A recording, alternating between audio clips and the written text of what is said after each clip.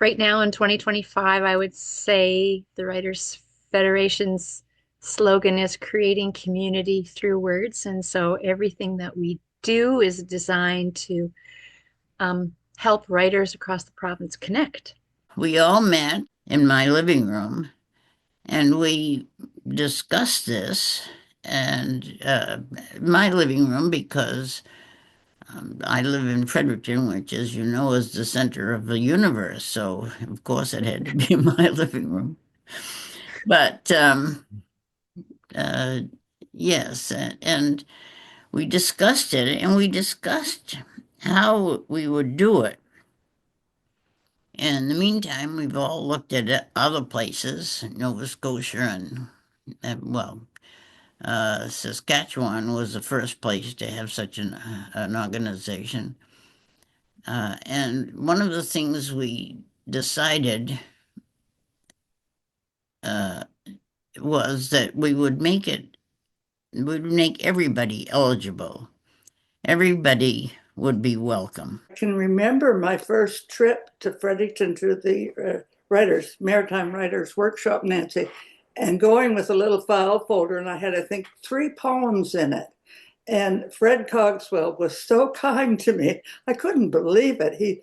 And then to sit in a workshop and to listen to Alden read his poems was like, being with the creator, honestly, because he was so well known by then. But not only that, I think the key was he was writing about where I lived, and he had written a poem about a bus stop in Bath, and nobody ever wrote about Bath, New Brunswick.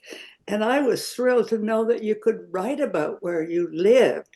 And out of those workshops, I forget how many I attended, the community began there. And Sherry Fitch was just a young girl, and David Adams Richard was a teenager, I think, maybe 20, I don't know. He came, and I can remember him, being at that workshop. And I'm sure I went at least 2 or 3 different summers. And for me, that was my beginning.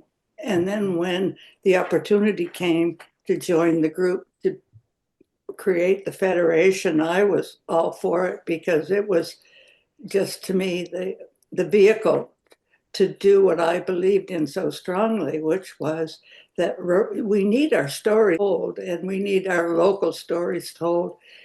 And you have to believe in it. And the group, like Nancy and her husband, they were all telling us we could do it. Yeah, it was exciting times. You had established writers alongside beginning writers, and there could be a nurturing going on in that kind of situation. And I think that for the Writers Federation in New Brunswick, that worked very well. And I think it helped a lot of younger writers as they were coming up. And as Nancy said, there's 2 sides to that. But at the same time, if you got everybody together, it's like having you've got 3 or 4 professional musicians together, and then you bring in some children, and you let them play some instruments, and it feeds the creative process that way. These are changing times, and they say that the poets are always the leaders. They're always the leaders that write the songs and write the poems that inspire people, and that people need that inspiration now, and they need us to continue with the poems, and they need us to write our stories, and they need us to dream. We need to dream the future, and that's our role. And don't be afraid to be outlandish, and dream big, and pass that torch to the young people. That's why we're here. So it's been my pleasure to be part of a group of dedicated friends that I've grown to love over the years, and it's been really special. Thank you.